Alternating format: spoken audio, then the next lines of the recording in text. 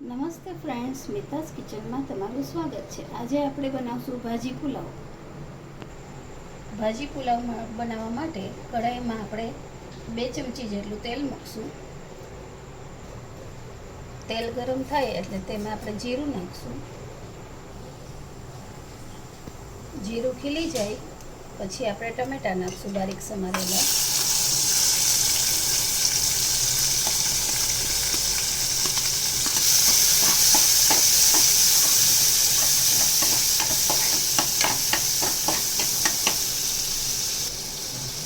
પાંચ ચમચી જેટલું નિમક નાખશું જેથી ટમેટા આપણા જલ્દી કૂક થઈ જાય।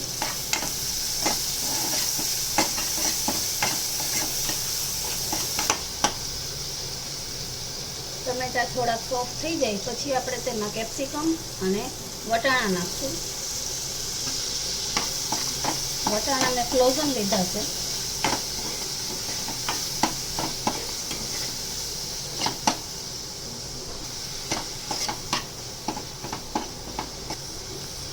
પાંચ ચમચી હળદર, અડધી ચમચી પાઉંભાજી મસાલો, અડધી ચમચી લાલ મરચું પાવડર, અડધી ચમચી ધાણા જીરું પાવડર, 5 ચમચી જેટલું મીઠું।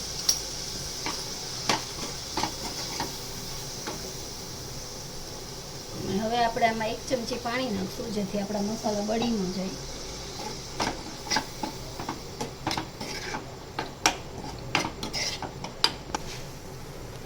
હવે તેમાં આપણે ભાત નાખી દઈશું। બને તો આમાં બાસમતી ભાત લેવા।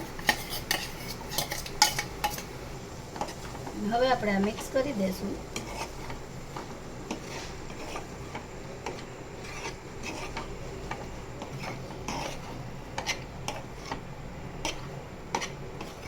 હવે લાસ્ટમાં તેમાં થોડી કોથમરી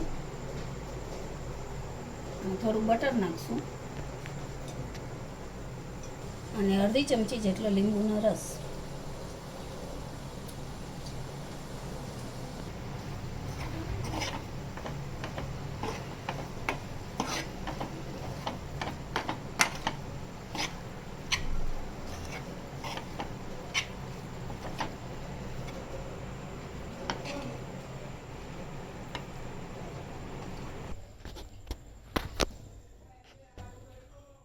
તો તૈયાર છે આપણા એકદમ ટેસ્ટી ભાજી પુલાવ। અને તમે ગરમ ગરમ પુલાવને ઠંડી છાશ સાથે સર્વ કરી શકો છો। જો તમને મારી આજની રેસિપી ગમી હોય તો લાઈક કરજો, શેર કરજો અને સબસ્ક્રાઈબ કરવાનું ના ભૂલતા।